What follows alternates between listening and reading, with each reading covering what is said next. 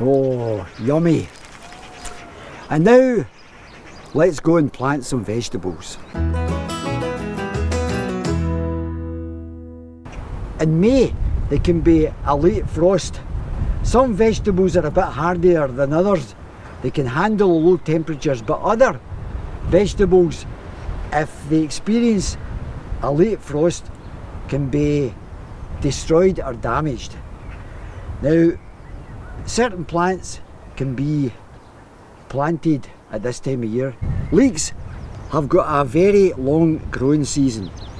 If you plant leek seeds in the ground at the moment, then you'll not be able to eat them until the hinner end of the year.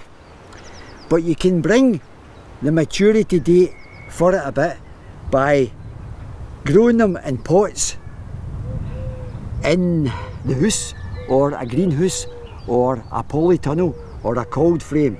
In the middle of February, that's 8 or 9 weeks ago, I put some compost in each compartment here, and I put 2 leek seeds in each compartment, and they've started to grow. I put this in the windowsill of our bedroom to give them plenty of light.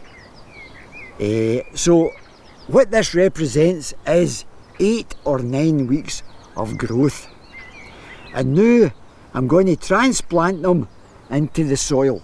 Now, as well as growing leeks early, you can grow anything early. Try it. It might fail, but it might be successful.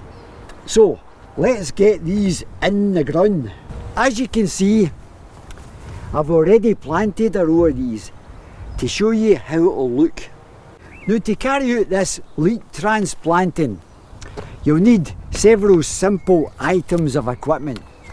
First, a pair of scissors, a tape measure, and a length of cane or some kind of wood, and a straight edge.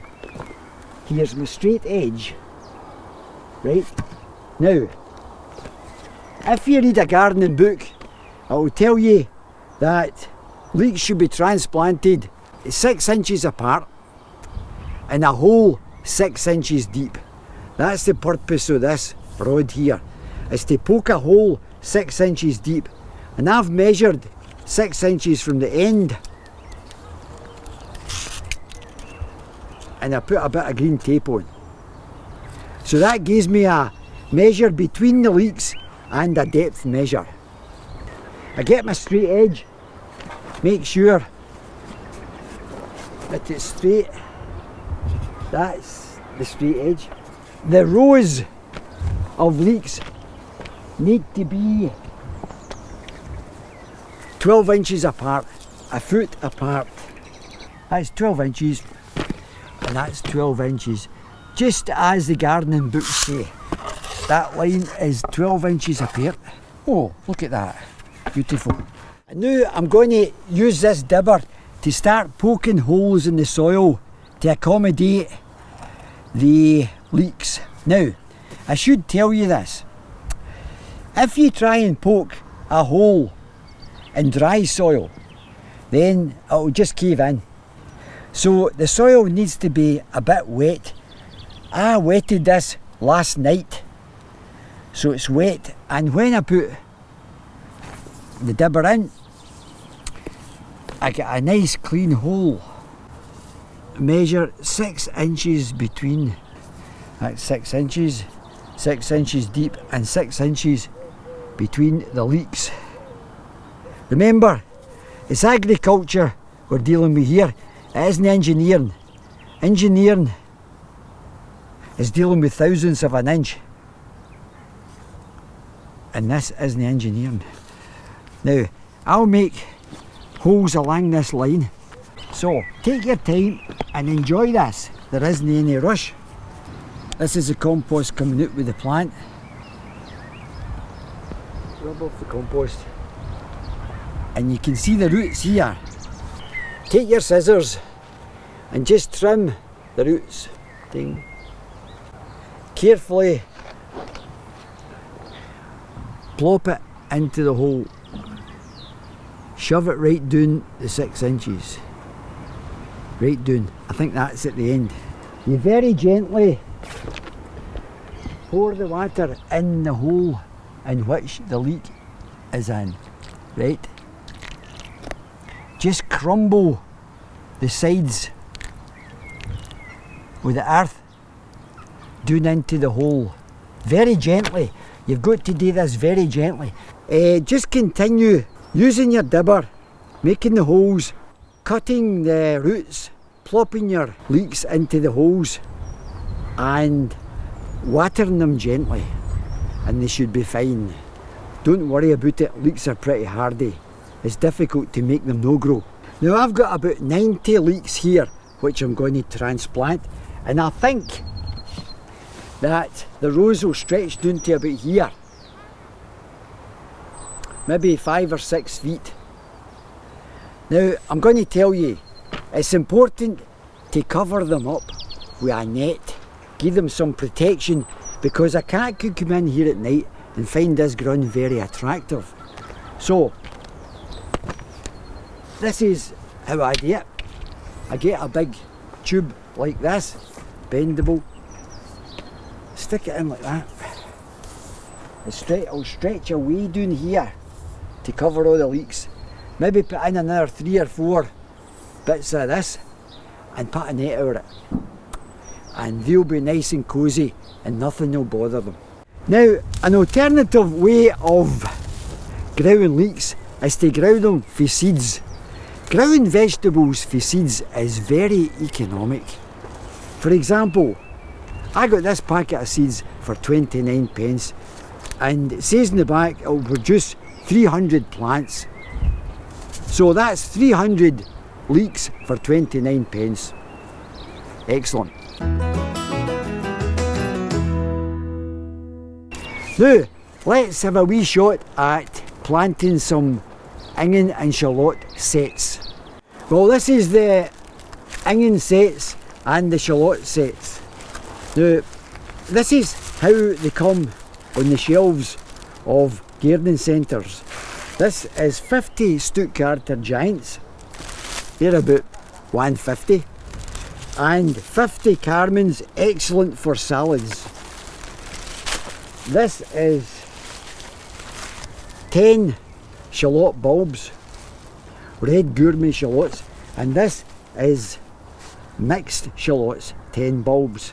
Now, let's see what they look like.